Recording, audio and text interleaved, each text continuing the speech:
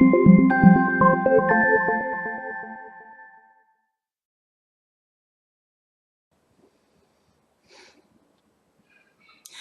Jewish Mom. So I want to start out with a story that my 16-year-old daughter told me last week, and I haven't been able to get out of my head. My 16-year-old daughter ran into a girl who attended who attended kindergarten with my 18-year-old daughter. I guess however many years ago, 12 years ago. And since then they kind of parted ways, attended like different schools and different school systems. So my daughter and all of her classmates are getting ready for national service. And my daughter's going to be working in a bunch of secular elementary schools, teaching like teaching about Jewish tradition and Jewish values and Jewish holidays to around 1,000 secular Israeli kids. I'm really, really proud of her. And all of her classmates, that they're also going on. They're going to be working, in hospitals with the terminally ill children. One of her friends is doing. One is going to be running a youth group, in like a kind of in a development town, and just doing all sorts of things, basically to help Israel and to make Israel a better place and to help the neediest people in Israel, and kind of the weakest layers of Israeli society. So my 16-year-old said to my daughter, to my 18-year-old's, former classmate friend, said, "Oh, so are you going to be going to national service next year?" And she kind of laughed and said, "Ma pitom, ani lo froyo." She said, "What are you talking about? I'm no sucker." And I was just so shocked by that response. And she was kind of joking, but kind of not. And it was kind of like, next year this girl's planning to be getting a job and making money. And she's like, well, why would anyone, work for free? So my daughter, in the school situation, in like the kind of schools that she's been attending, she like from first grade has been getting, a real message of like the importance of giving to Am Yisrael, the importance of giving to the Jewish people, giving back to the Jewish people, giving to the Jewish people through, in many ways, through raising families and through living a traditional life in the land of Israel, and also through tachlis on the ground, having professions that are going to be helpful. They're going to be, working in education or working in different ways, working in jobs, being a doctor or a nurse or giving professions, working in ways that are actually even like building businesses. They're going to build it, but always like the motivation is to build the land of Israel, to build the Jewish people, to make Israel better, to do what you can for Am Yisrael, do what you can for the Jewish people. And so I was like really just so shocked. And I was kind of reminded of this girl's shocking statement, shocking comment, when this morning I was on the light rail, and this guy, probably in his mid-20s, was wearing a T-shirt, and it actually said it in crude language, so I'm going to kind of like censor, kind of clean up the language, but maintaining the sense of what the T-shirt said. It says doctors destroying my life to save yours. Again, like, um, this thing of like, a doctor. I'm going to be saving your life. And this guy actually, I think probably it looked like he was in medical school or like on his way to becoming a doctor. And okay, like I mean, it's true, becoming a doctor, it is very hard. You have to give up sleep and it is very difficult. But like that attitude, like I'm destroying my life. I am, crude wording my life, to save yours. It was just such a negative view of giving, a negative view of self-sacrifice. And I can imagine also that like people see, motherhood in the same way. Motherhood, like, oh, look at all the mothers, like what a flyel, what a sucker. to be spending your whole life, taking care of children and cooking for them and cleaning up after them and dealing with them, and when you could be doing fun things for yourself, when you could be investing in yourself and doing your thing and taking care of you. Why are you being such a sucker? Mothers, why are you such flailing? Why are you such suckers, right? And I think, you can see like in the popular Western culture, I think probably that's part of why people are having people have, people have few children, or they have no children, or they don't get married because they're worrying about number one. They're worrying about them. They're like taking care of themselves. And like what? They're going to take care of children? They're going to be brought down by children? Like, why should they be the sucker? So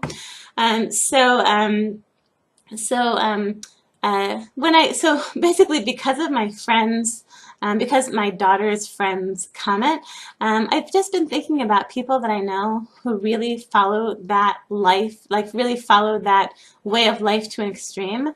I know people who, in Nachlaot, I had a neighbor who really had spent her whole life living for herself, never married, never had children, a person who really her entire life was just around herself and her own needs and her own, just really, really focused on her, what she needed in herself. And now this is a woman in her mid-70s, not in good health, and she has no one around. It's just like a very, very pitiful sight to see the end of that life. The end of a life spent completely, just being in yourself, just taking care of yourself and your own needs.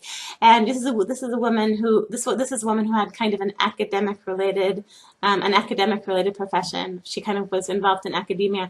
So whatever, she spent her whole life, developing herself intellectually and professionally, and and doing what she wanted and traveling. And she lived in foreign countries, and then she came back and now just to see her, like, it's really it's very, very sad, when she's, it's very sad to see the end point of that life, of a life totally spent not being a sucker, right? Not being a flyer, not being a sucker, okay? I want to talk about two people for me who are, two people that I really admire, two people who have just spent their life, characterizing, like kind of like being like being people who with their lives have lived this life of giving to others, of self-sacrifice and giving back to the Jewish people, and giving to others. One of those people was the Rosh Yeshiva of my husband when he first came to Israel about 25 years ago, Rabbi Chaim Druckman. He is the Rosh Yeshiva in Yeshivat Or Etzion, near Ashdod, where my husband was for 2 years right before I met him. It's a Hesder Yeshiva.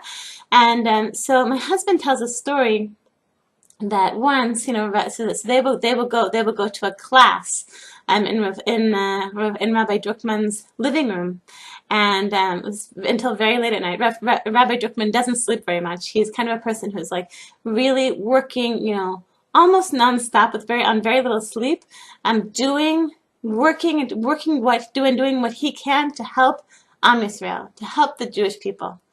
So they were in the middle of a class. It was after midnight. The phone rings. Rabbi Druckman, in the middle of the class, answers the phone, and there's like 50 yeshiva students just waiting. Okay. And he answers, and it's on the speakerphone, okay? So they can hear what's going on. There's an old lady has called Rabbi Druckman after midnight and says, Kvod Arav, they turned off my electricity. I couldn't pay the bill, and they turned off the electricity. Turned out I was an elderly widow, and so that the students are hearing as Rabbi Druckman was listening to the details and being very sympathetic and saying, tell me the number of the bill. Don't worry, we're going to call tomorrow. We'll take care of it. We're going to pay the bill. Don't worry. And basically, so the whole class is, listening, And my husband, 25 years later, just like he made the comment like that was what Rabbi. It wasn't like b'mikrei. It wasn't just coincidental that Rav Chaim. I'm sorry, that Rabbi Druckman answered the phone then. It was like that was the lesson. The lesson is, okay, we're learning, Gemara or whatever they were learning. But no, the lesson is an old lady calls you, like this needy woman from Ashdod calls you. She is part of Am Yisrael. You do what you can for Am Yisrael. You do what you can for Am Yisrael, right? And another person that who I really admire, a person who has lived this way, but kind of a more Jewish mom kind of mold. If you remember from those of you who read my first book, there's someone who I named the Anonymous Rabbanit. It's called The Anonymous Rabbanit, and she talks about Pnimiyut Torah, the inner teachings of Torah, and Kabbalistic mystical teachings. So this is a woman. Actually, now that I moved here, she's actually my neighbor here. She's my neighbor in the Kiryat Moshe Givat Shul area, and she is a mother of over a dozen children. And now many grandchildren. And she does a lot of teaching. And she's a person who really, really dedicated her entire life to being a mother and, and teaching Jewish women. And you can look at her on the one hand, you can just say well, that's really hard. It's really hard to raise over a dozen children. It's really hard, to live on such a low salary of being an educator. And it's really hard, and even maybe in a secular, Western society way of seeing this woman, you can say she's a flyer, she's a sucker. Why'd she work so hard to give to other people? Why was she working so hard for all these other people? What about her? Right? But the thing is that what I really feel is you look at the people, if I look at the greatest people that I know, but at my personal heroes, the people who I think in the end they become the greatest people, it's the people who have given to others. It's those people, it's the people who really are living to give to others and living for an ideal and living for something bigger than themselves. They are the ones who ultimately become the greatest. They become the greatest people. So in conclusion, Western society is giving us this message, the message that I saw in that I think medical students T-shirt, which was destroying my life to save yours.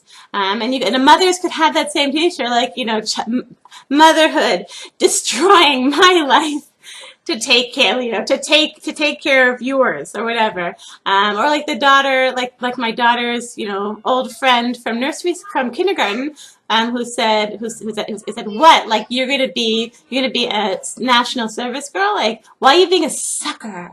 Right?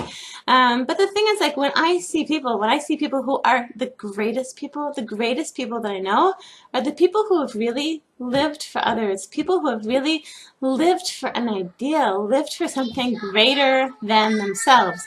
When you see people who have really, really lived just for themselves, they end up being the smallest people that you ever met. And when you see people like the women watching this video, people who are living for others, people who are living for an ideal, people who are living for something greater than themselves, then you really see how great a person becomes when she lives for something other than herself. I want to bless all of you Jewish moms with an amazing, amazing week. Chol Tov.